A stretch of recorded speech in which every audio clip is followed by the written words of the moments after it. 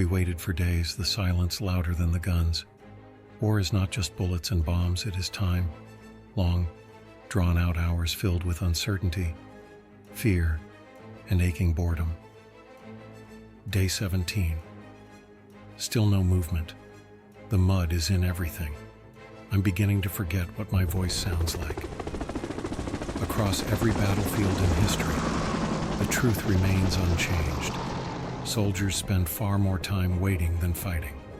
And in that waiting, the real war begins, inside the mind.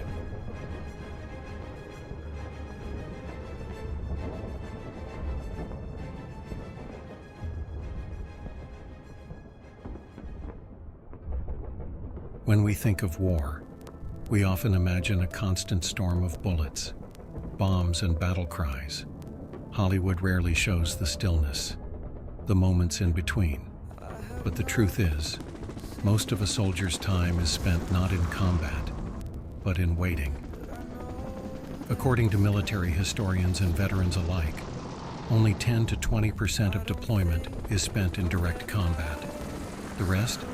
Days blurred together with drills, patrols, logistics, and endless waiting for something to happen. In Vietnam, soldiers would often spend hours on edge, watching jungle shadows, unsure if each sound was a bird or an ambush. In Iraq and Afghanistan, patrol units might drive for days through hostile terrain, never knowing if the next bump in the road hit an IED. They stood post in freezing rain, waited in scorching sun for orders that never came. They packed, unpacked, and packed again.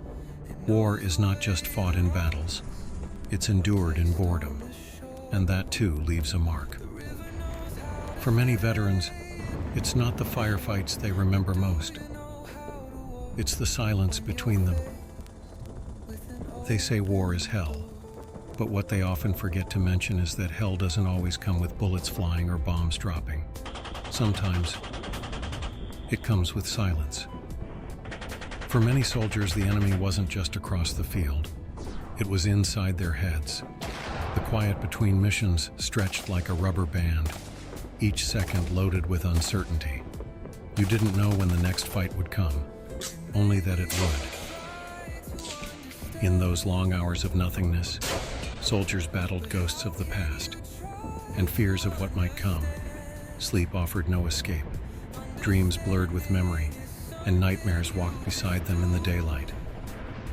Some found small rituals to stay sane, writing letters, counting bullets, reshaping the same piece of wire. Others found solace in silence, but for many, it was their imagination that became the fiercest foe.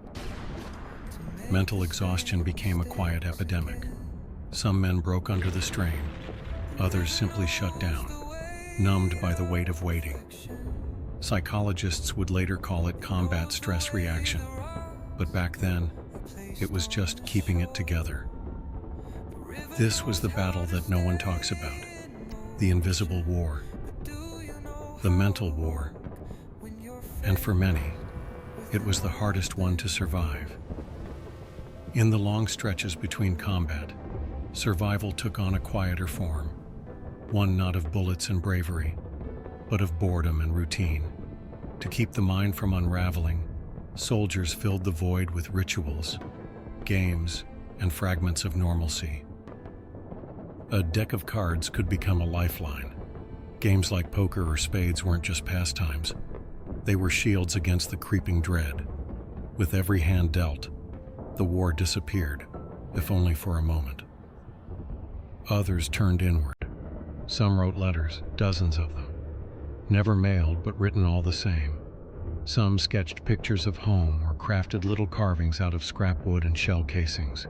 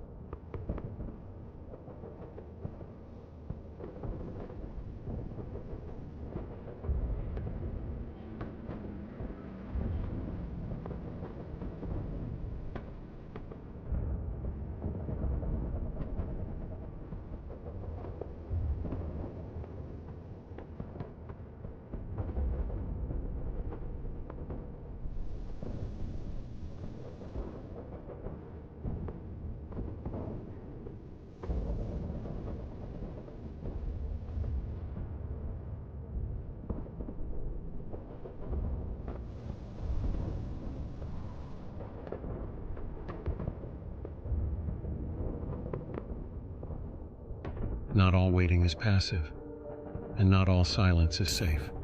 In war, waiting can be the most dangerous time of all, because when you're standing still, the enemy may not be. In the stillness of jungle nights, or inside the false calm of a bombed-out city, soldiers learn to read the silence, the way a bird stopped singing, the way a breeze seemed to pause, because sometimes, right after waiting, came death. Foxholes became traps. Convoys were stalled on open roads, waiting for orders. Exposed, outposts sat unmoving for hours, only to be shelled when vigilance slipped for a second. And then there were the landmines, the booby traps, the unseen. Every pause in movement, every breath between orders, could be the last. Some never heard the shot, never saw the tripwire. Waiting lulled them into stillness, and stillness cost them everything. In the military, they say hurry up and wait. But waiting isn't just delay. It's a crucible, one that can crack the mind and shatter the body. Not every casualty comes from a charge. Many come from a lull. This is the quiet cost of war, the unseen edge of every delay. When time doesn't heal, it kills.